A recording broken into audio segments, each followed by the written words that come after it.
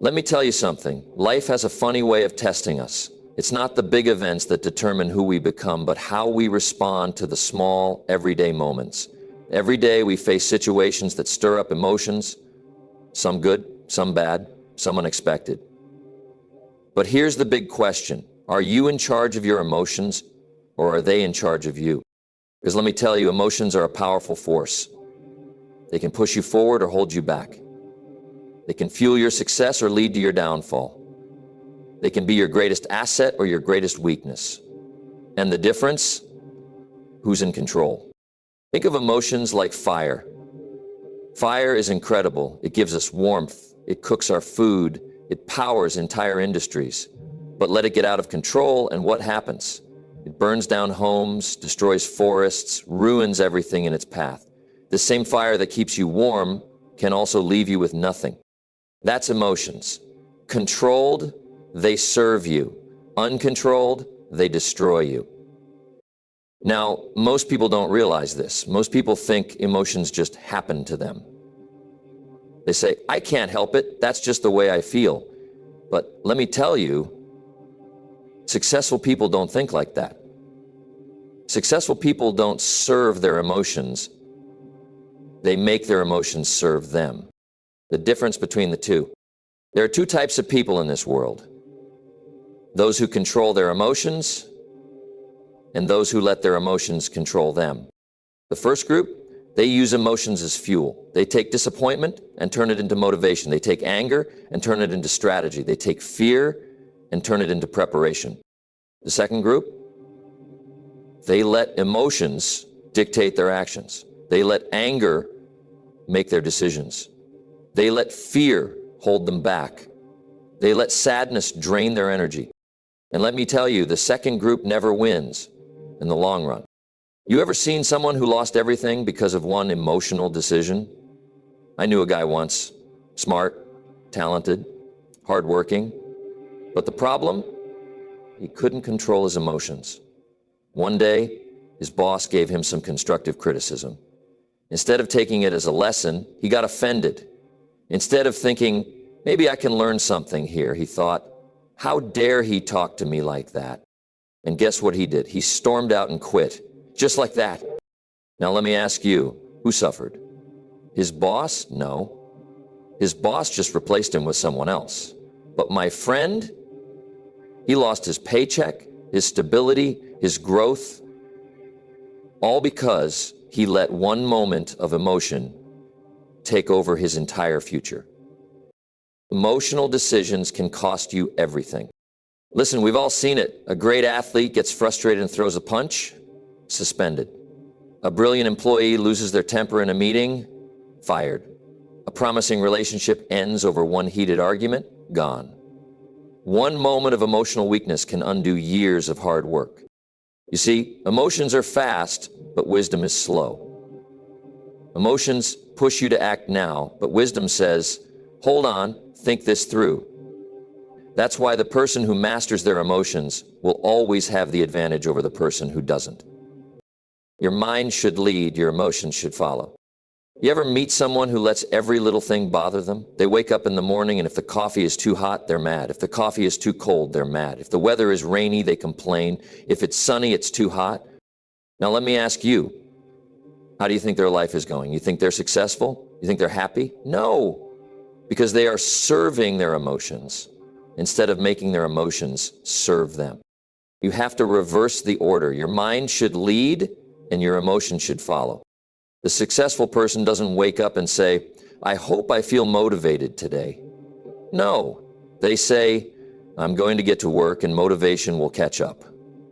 They don't say, I hope I feel happy today. They say, I'm going to focus on what matters and happiness will follow. Because here's the truth, emotions are not drivers, they are passengers. They can ride along with you, but they should never be behind the wheel. The secret to mastering your emotions. So, how do we do it? How do we stop being a slave to our emotions and start making them work for us? Pause before you react. The difference between an emotional person and a wise person, one reacts, the other responds. Before you act, before you speak, before you make a decision, pause. Give yourself a moment to think. A few seconds of discipline can save you from years of regret. Ask yourself, is this emotion serving me?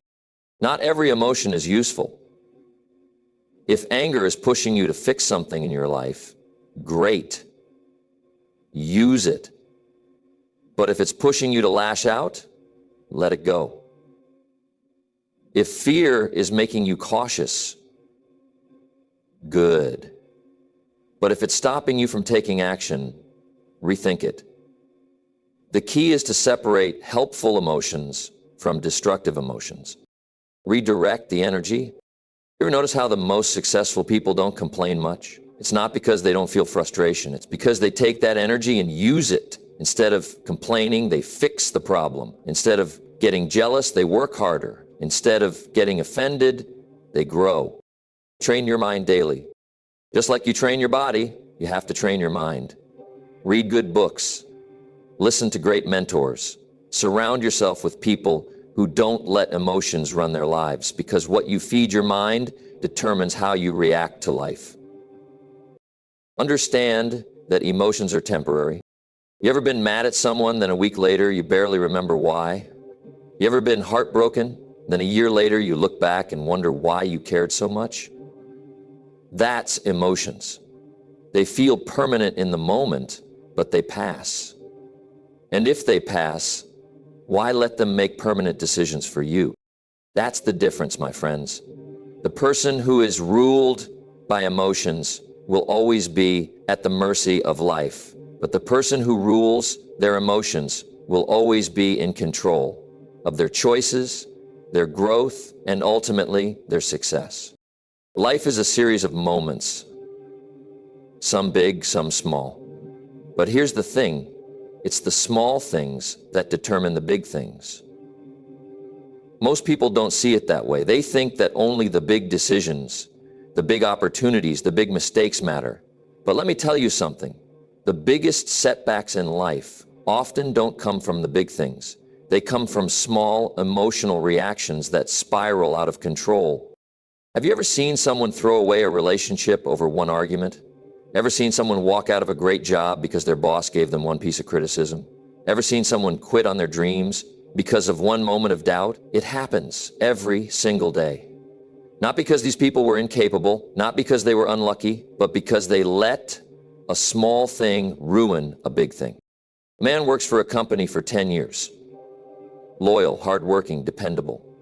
Then, one day his boss calls him in and tells him, "You need to improve in this area." Now, instead of taking it as feedback, instead of using it to get better, his emotions take over. Who does he think he is? After all I've done for this company? And before you know it, he's walking out, slamming the door behind him. Now let's analyze this for a second. Was the criticism really that big of a deal? No. Could he have used that feedback to become even better? Yes. But because he let a small moment dictate his response, he destroyed everything he had built over the past 10 years. Let me tell you, that is one of the most expensive mistakes a person can make. Reacting emotionally to small things can cost you years of progress. How many opportunities have been lost over small things? You ever hear stories of business partners who built an empire together only to fall apart over one disagreement? Two people who spent years growing something incredible suddenly stopped speaking to each other because of one argument, one misunderstanding, one moment of pride. And here's what's crazy. If you ask them about it 5 years later, do you know what they'll say? I don't even remember what we were fighting about. That's the irony of life. In the moment, the small things feel big. But in reality, most of them aren't. You ever notice how kids fight over the smallest things? A kid gets upset because someone took their toy. They throw a tantrum, they cry, they scream, and 2 minutes later, they're playing again like nothing happened. Now here's the scary part. Some adults never grow out of this. They just throw bigger tantrums over different things. Instead of a toy, it's their ego. Instead of a playground argument, it's an office disagreement. Instead of crying, they storm out of the room, send a nasty email, or cut someone off completely. And just like kids, if they had just given themselves a little time, they would have realized that the thing they were upset about wasn't worth losing everything over. Pause before you react. One of the most valuable skills in life is learning to pause. Before you speak, pause. Before you quit, pause. Before you react emotionally, pause. Because let me tell you, most bad decisions are made in moments of emotion. Not in moments of clarity, not in moments of wisdom, but in those brief, heated moments where your emotions tell you to act before you think. You ever send a text when you're angry, then read it later and think, I probably shouldn't have sent that? Ever make a decision out of frustration and regret it the next day? That's what happens when you don't pause. There's a reason successful people rarely make emotional decisions. It's not because they don't feel emotions. It's not because they don't get angry, frustrated, or upset. It's because they have trained themselves to control their reactions. They understand that winning in life isn't about avoiding problems. It's about handling them wisely. Is it worth it? Here's a question that will change your life. Is this worth losing something important over? Most of the time, the answer is no. Is it worth ruining your marriage over a single argument? No. Is it worth quitting a great job because your boss corrected you once? No. Is it worth ending a friendship over one misunderstanding? No. But in the heat of the moment, it feels like the answer is yes. Your pride tells you, I won't let them talk to me like that. Your anger tells you, they don't appreciate me, I'm out. Your frustration tells you, I don't need this. And before you know it, one small moment turns into a big mistake. Let me tell you a story. A man walks into a coffee shop. He's in a rush, he's got an important meeting, and the barista gets his order wrong. Instead of apologizing, the barista seems indifferent. Now, in that moment, the man has two choices. He can get angry, make a scene, argue with the barista, and let it ruin his day. He can shake it off, take a breath, and move on. Now, here's what most people don't realize. If he chooses option one, he's not just ruining that moment. He's setting the tone for his entire day. He walks into his meeting frustrated. He carries that frustration into his work. He's short-tempered with his colleagues, all because of one small moment in a coffee shop. But if he chooses option two, he stays calm, stays focused, stays in control. And that one small decision, to let go of something small, allows him to have a productive, successful day. The power of perspective. Most of the things we stress over today won't even matter a year from now. Think about it. The thing that upset you last year, does it still bother you? The argument you had 6 months ago, do you even remember the details? The time someone offended you, does it still keep you up at night? Probably not. That's because time has a way of making small things disappear. But here's the key. You don't have to wait for time to do it. You can make the decision right now to let the small things go. Because the truth is, most of the things we get upset about aren't worth losing our peace over. Most of the things we argue about aren't worth losing relationships over. Most of the things we complain about aren't worth our energy. And when you realize this, life becomes a whole lot easier. If there's one principle that separates successful people from those who struggle, it's discipline. Not luck, not talent, not intelligence. Discipline. Because let me tell you something. If you can't discipline your mind, you can't discipline your life. And if you can't discipline your life, you'll always be at the mercy of your emotions, your habits, and your circumstances. People love to talk about success. They love to talk about goals, dreams, and ambitions. But do you know what most people don't want to talk about? The discipline required to achieve those things. Because discipline isn't exciting. Discipline isn't glamorous. Discipline isn't fun. It's much easier to talk about what you want than to put in the work to get it. It's much easier to say, I want to be wealthy, than to actually manage your money. It's much easier to say, I want to be in great shape, than to actually get up early and go to the gym. It's much easier to say, I want to be successful, than to discipline yourself to wake up every day and put in the work. And that's where most people fail. They have big dreams but weak discipline. They want results without sacrifice. They want rewards without effort. And they wonder why they never get ahead. Let me tell you something. If you don't control your mind will control you. If you don't discipline your thoughts will discipline you. Your mind is either your greatest asset or your greatest liability. Most people don't realize this, but your mind is constantly shaping your future. Every thought, every decision, every habit is either pushing you forward or holding you back. You ever wake up in the morning and your first thought is negative? Maybe something like, I'm too tired. I don't feel like working today. I'll start tomorrow. And before you know it, the entire day follows that pattern. Your mind was undisciplined, so it took control of you instead of the other way around. Now, let me ask you, have you ever woken up and immediately set your focus? Have you ever disciplined your mind to say, I'm going to make today productive? I'm in control of my emotions. I will do what needs to be done, no matter how I feel. When you do that, everything changes, because discipline isn't just about what you do, it starts with how you think. Success begins in the mind. Here's something most people don't understand. Success isn't about how talented you are, it's about how disciplined you are. You can have all the intelligence in the world, but if you don't have discipline, it won't matter. You can have all the potential, but if you can't control your focus, your emotions, and your actions, you'll never reach it. Look at the most successful people in the world. Athletes, entrepreneurs, leaders. Are they the smartest? Not always. Are they the most talented? Maybe, maybe not. But one thing they all have in common is discipline. They wake up when they say they will. They do the work even when they don't feel like it. They control their emotions instead of letting emotions control them. They stick to their habits even when motivation fades. Because here's the truth.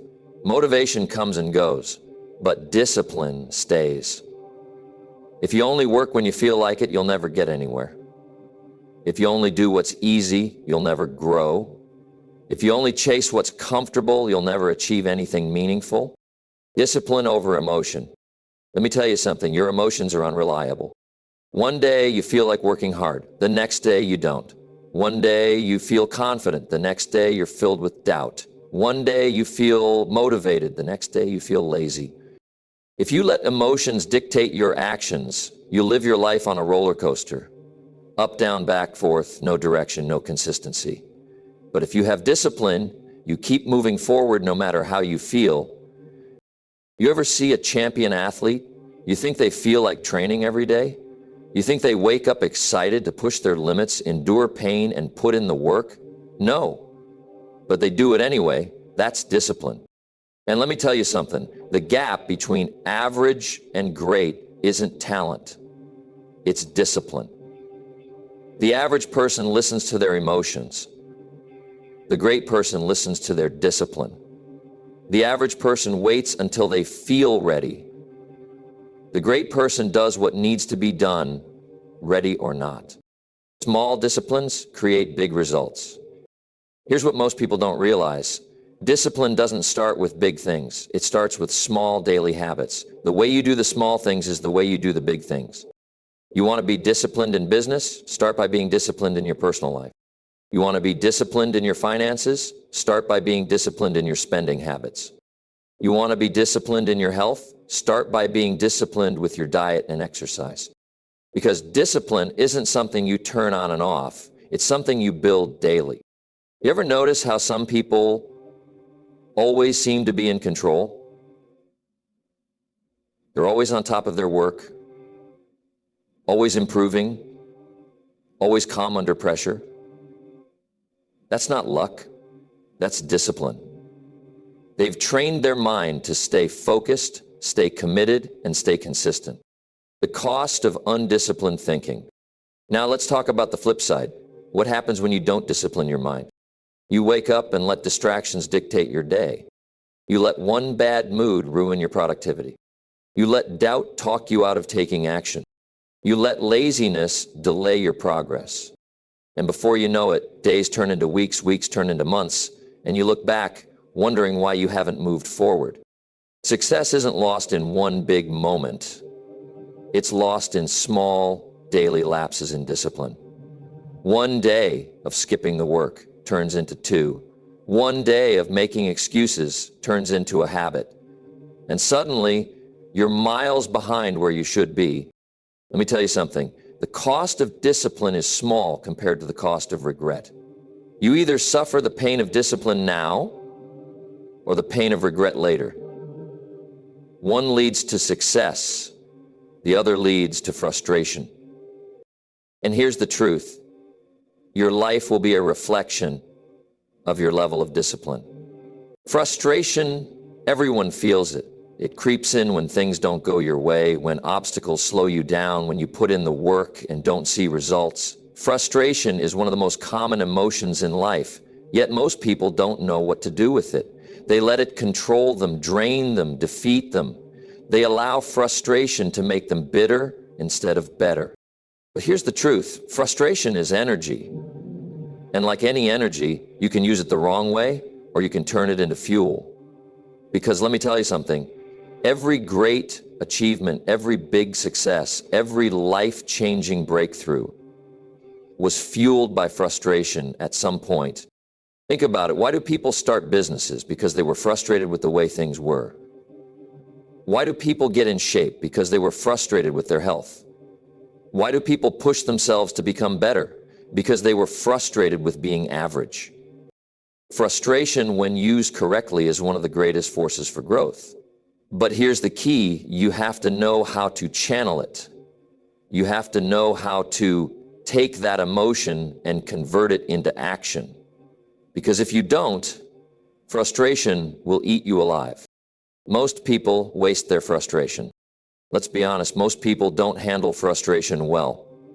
They get upset, they complain, they blame other people, they throw their hands up in the air and say, "Why me?" You ever seen someone throw a fit over something small? Maybe they didn't get the promotion they wanted. Maybe someone cut them off in traffic. Maybe they tried something new and it didn't work out. Instead of taking control, instead of learning from the situation, they let their emotions take over. They waste time venting. They waste energy being upset.